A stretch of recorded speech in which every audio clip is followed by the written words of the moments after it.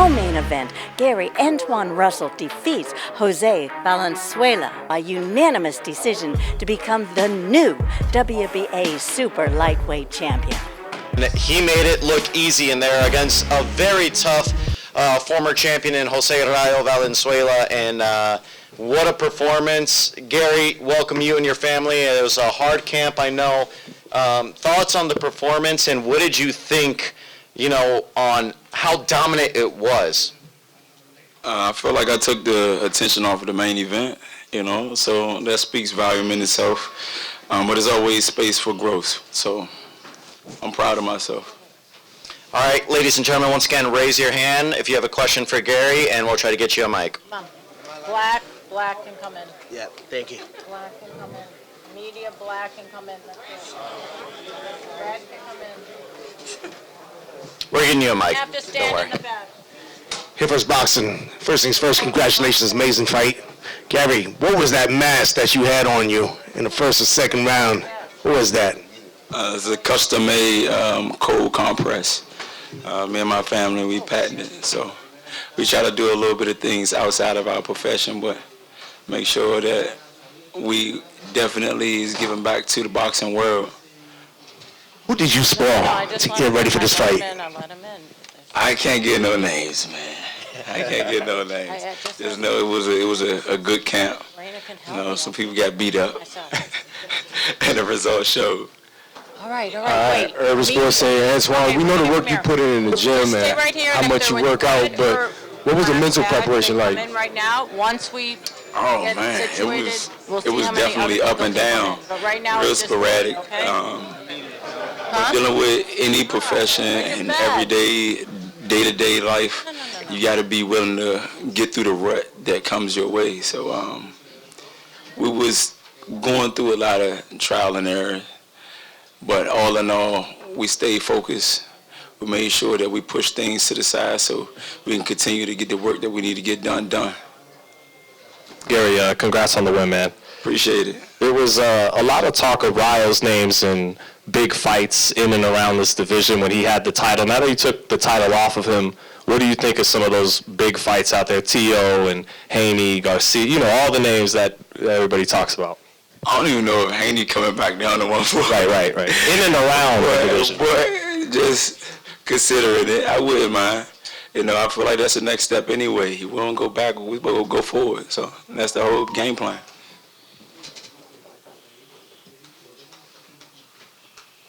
Andres Gomez, Cornerman Boxing Champ, congratulations. I asked you before the fight what this meant for you. You say you dedicated to your father. How does it feel? How does it feel, finally winning this championship and being such a special moment? Man, it's monumental, honestly. I feel like the Russell family is a staple to boxing, period. We broke copybook records. We made history. We've been in it for years, among years. And every time we come, we show up and we show out. I'm coming off of a loss, but even that loss, I don't look at it as a loss. I look at it as a lesson. And in that fight itself, it was still real entertaining. So like I said to you, I'm dedicating this to my father, my family, extended family members, because they've been riding this wave with us through and through. And I know they look forward to us being victorious because we are representative of not just myself. I'm a representative of them too. So when I win, they win. That type of thing. And the sky is the limit, especially when I'm determined. Determination can make you ruthless. So I'm ready. I'm hungry. We're going to keep going. Hey, Antoine, and you talked about the journey, when we chopped it up, over at the gym and everything like that.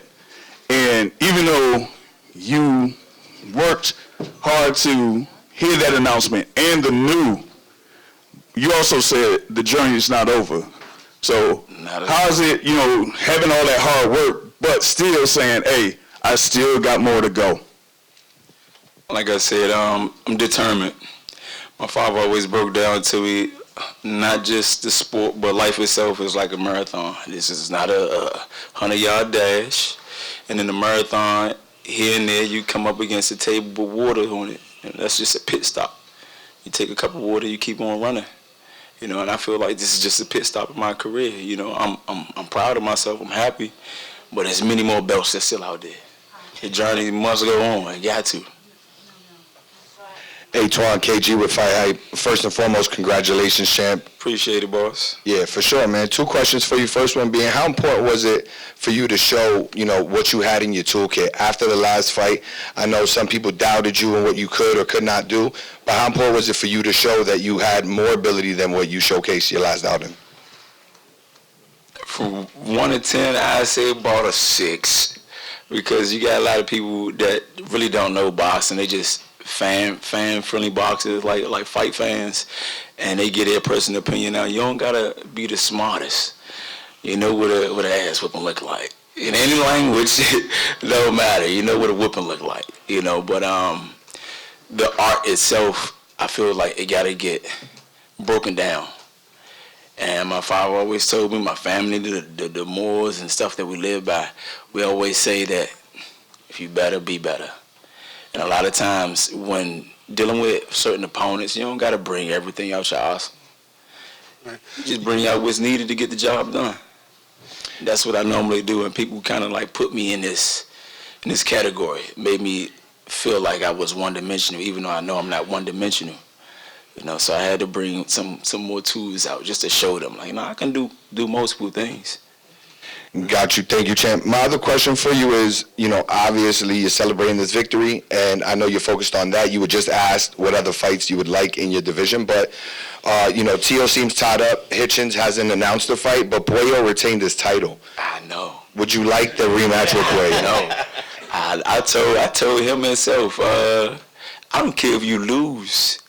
As a matter of fact, once I weighed in, I spoke to Sandor Martin. He came to me, and it's funny. He came to me asking me, "Hey man, what should I do?" I said, "You want me to be real with you? I don't care if you win or lose, because I'm gonna fight one of y'all. But I'm definitely shooting for Alberto Puello. He can lose. I can have all of the titles. I still gotta see him. I feel like it's a pride thing.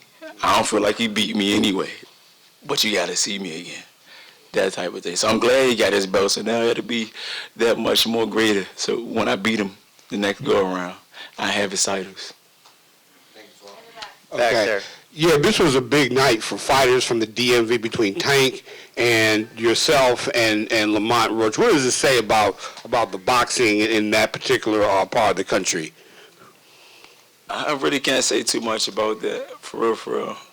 But the judgment was the judgment. You know, I'm proud of Lamont Roach. He represented. I'm proud of both fighters, to be honest, because nobody is in there when you in there. It's just you and your opponent, mano a mano, and the trust that you do have, you put it into your corner.